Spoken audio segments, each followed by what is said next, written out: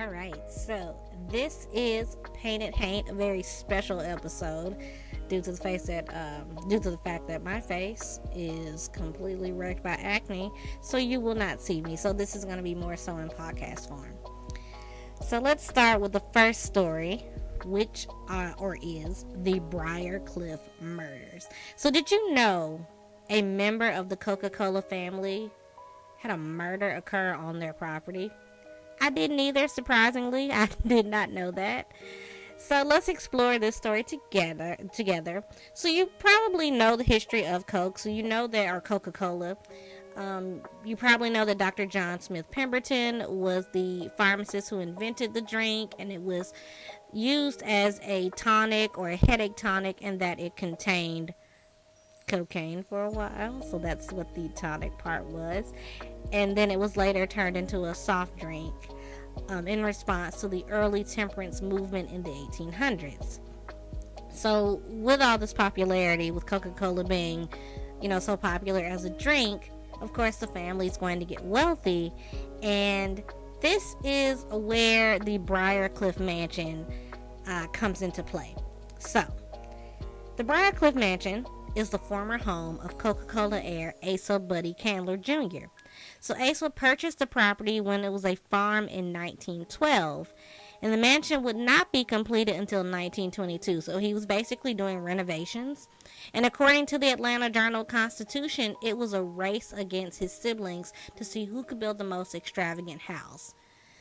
So this is like big soda money at play, as I call it. So Candler was a bit of a fun person, shall we say, being that he had the largest private magic collection in the world at the time, and he loved magic so much that he would share his love of magic with guests in his home by holding magic shows for Atlanta's high society at his parties.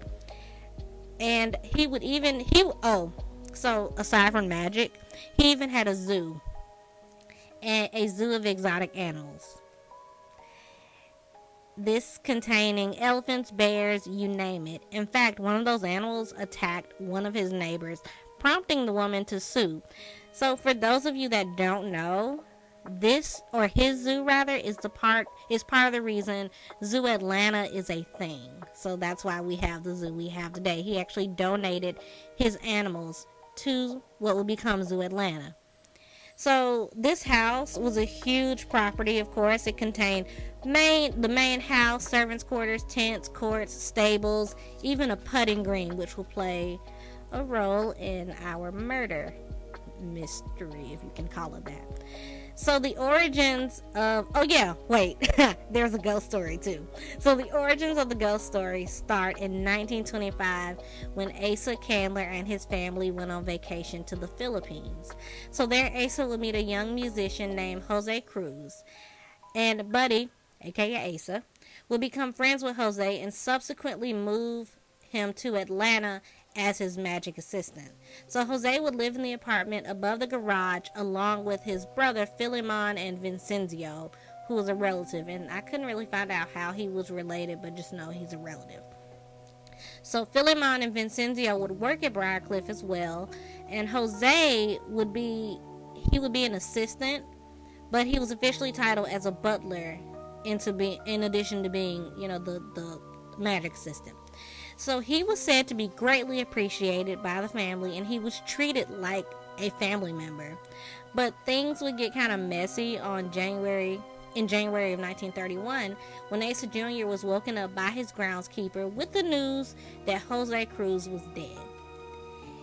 And not just dead of natural causes, he was found dead on the property.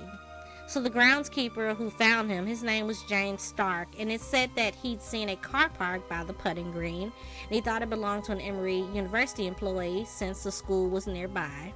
But when he got a closer look, he saw that Cruz's body along with a woman was lying dead in the car. So Cruz had a gunshot to his temple, while the woman, had a gunshot wound to her abdomen. And a note had been left indicating that this was unfortunately and the woman who was found with him, her name was Gladys. So the authorities were called, and it was noted that the woman had not written the note, And also the location of the gunshot wound, which was in, again, the abdomen, showed that Jose and Gladys, Jose had her than himself. So even crazier, the gun that was used belonged to Asa Candler Jr. And conveniently, the murder would later be covered up as the Candlers knew everyone down to the coroner in Atlanta. So following this, Asa Jr. would stop performing his magic shows, and I think he suffered what I call the Jim Williams effect.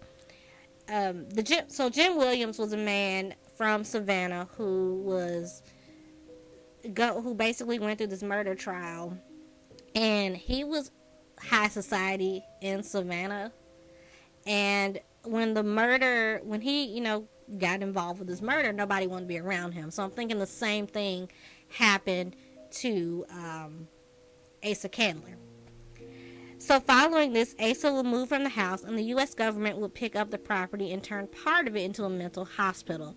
So the house itself was untouched, but the land was. So it was called the Georgia Mental Health Institute, and it operated from 1965 to 1997. Interestingly, those are not the ghosts that are said to haunt the property. It's actually said that the ghost of Gladys Fricks was her last name, is the one who haunts the home. And it's just been said that she's like seen walking around or just seen near the putting green. But that's really about it. So that's a little bit of what we're getting into. So next, this is an Atlanta institution. And I loved this place. I mean, I've been here several times to the Fox Theater. But honestly, I did not know it was haunted. Once again, I never thought about it. So let's take it back to the 1920s when the Fox was originally the Shriners Organization of Atlanta.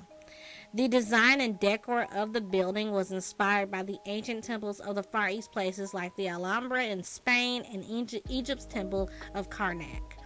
But due to financial issues, the Shriners would lease the building to William Fox, who was a movie mogul.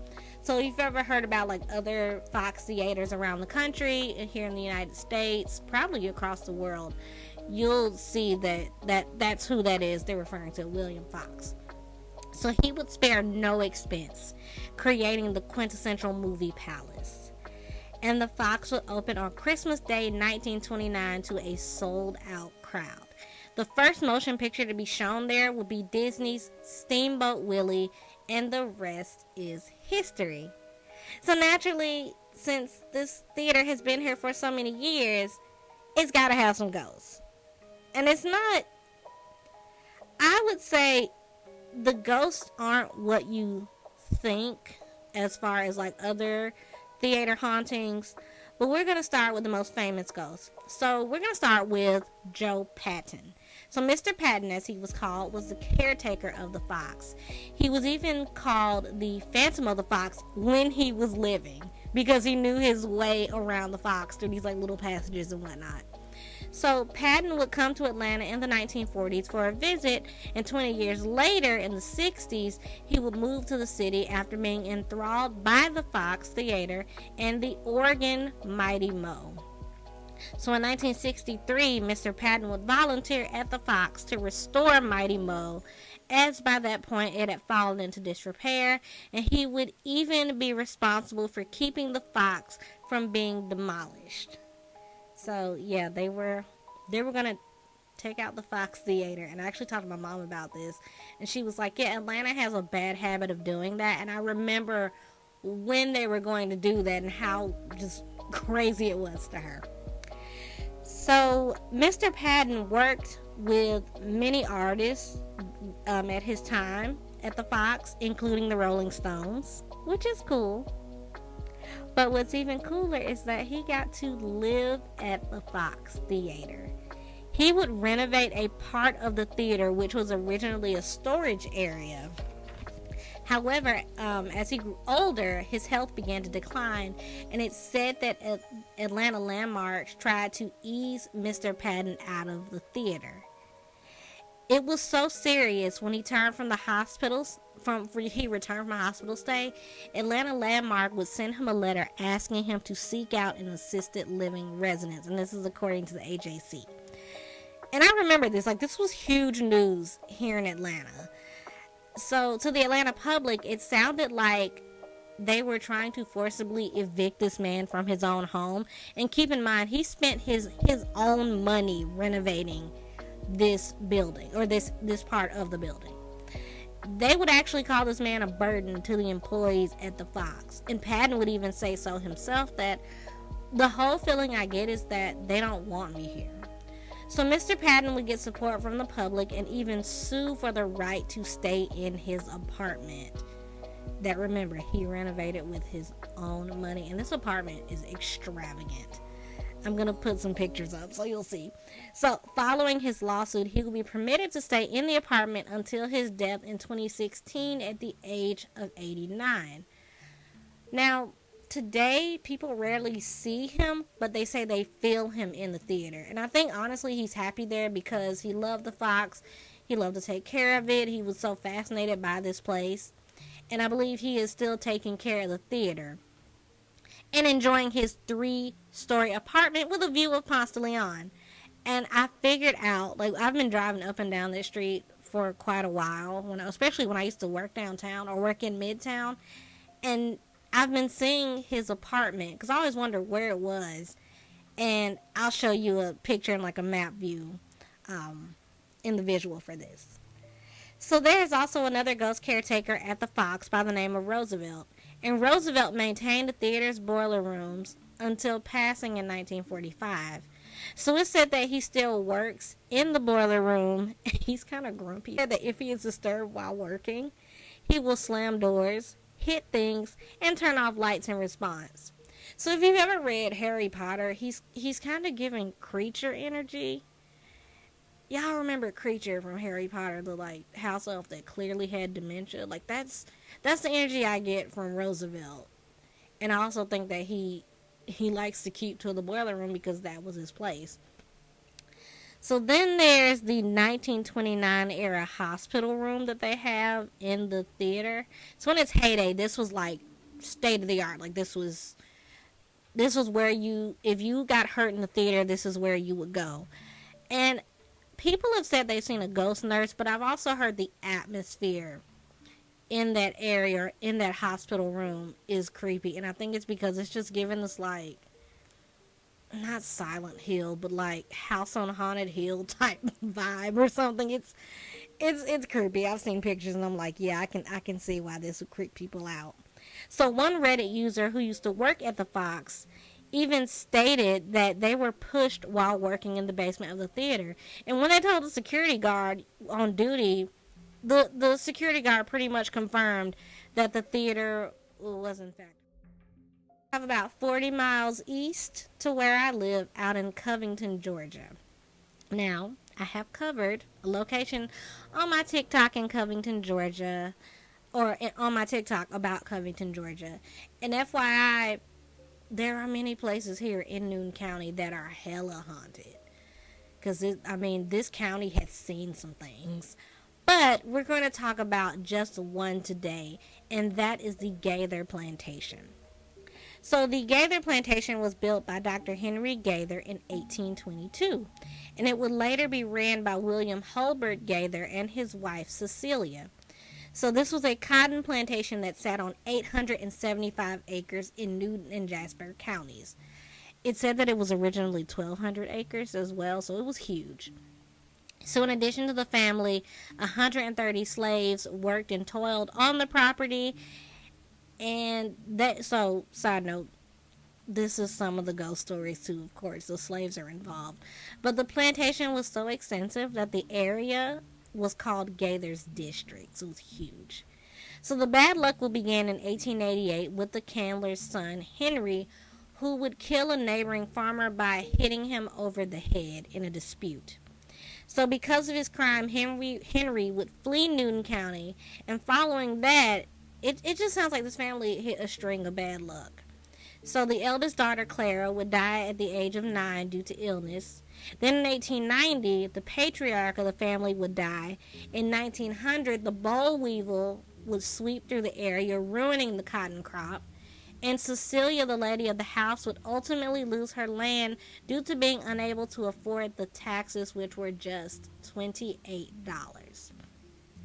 So the county government would take over the plantation in 1996, and events are now held on the property, including Civil War reenactments, and these events tend to be what brings out the ghost.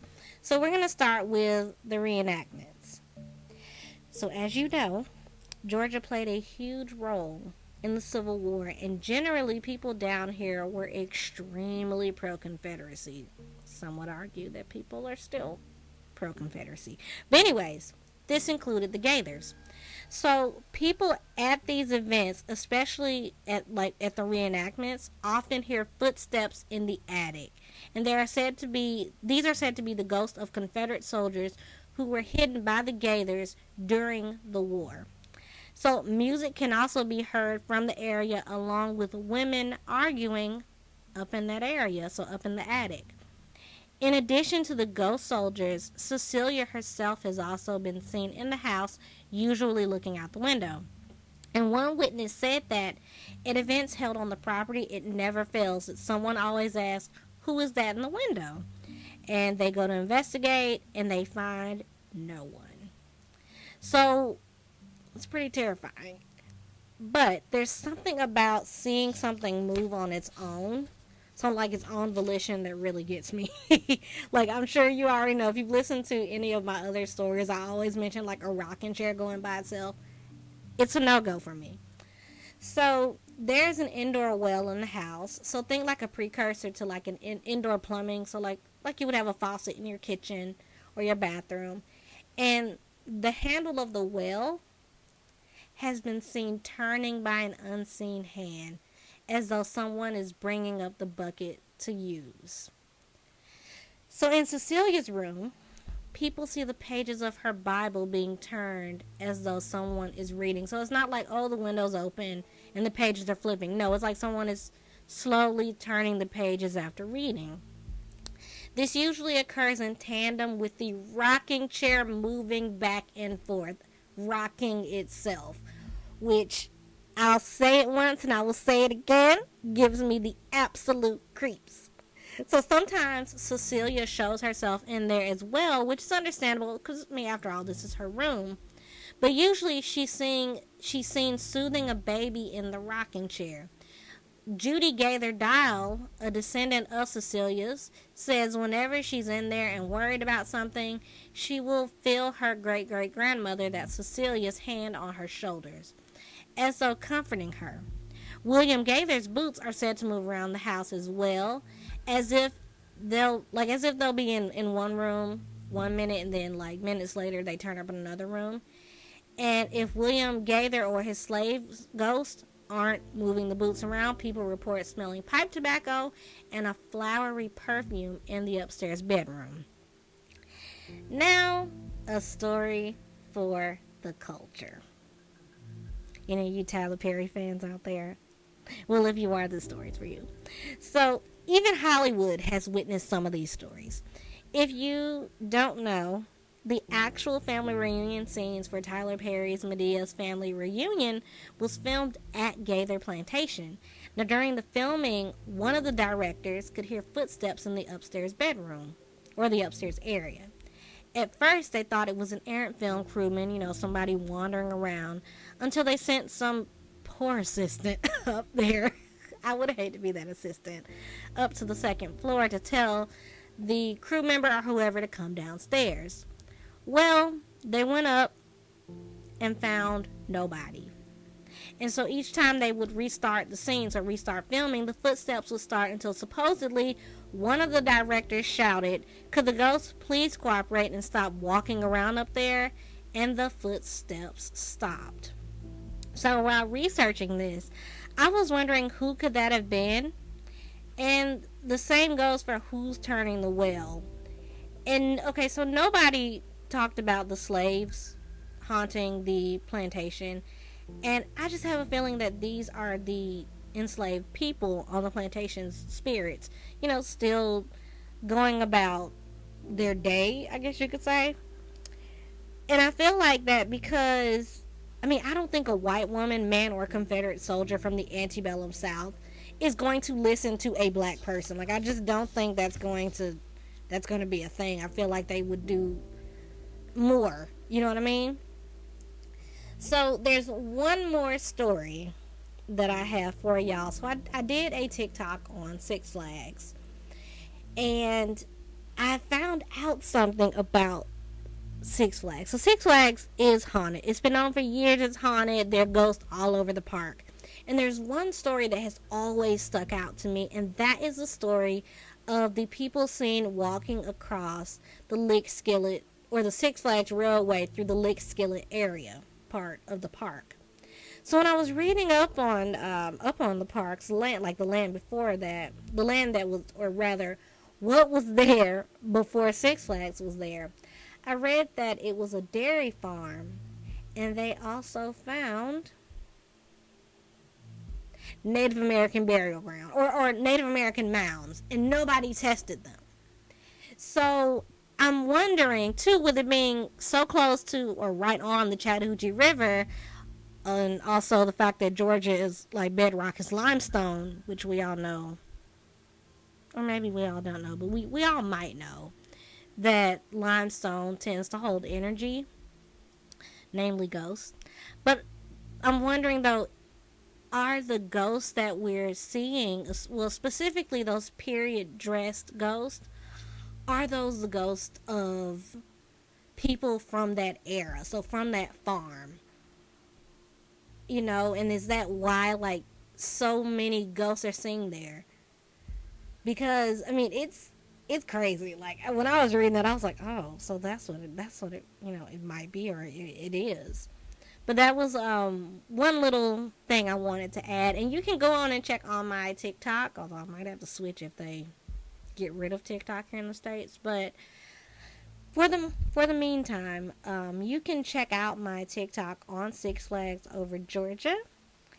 And this is the end of the video. I hope you enjoyed it. And please remember to leave a like, a positive comment, or a comment, and to subscribe. So I want my channel, you know, to grow a little bit. And I think that y'all would help by liking and subscribing. Also, if you've got friends who enjoy these types of stories, feel free to share. And thanks for watching and listening. And this has been Painted Hank.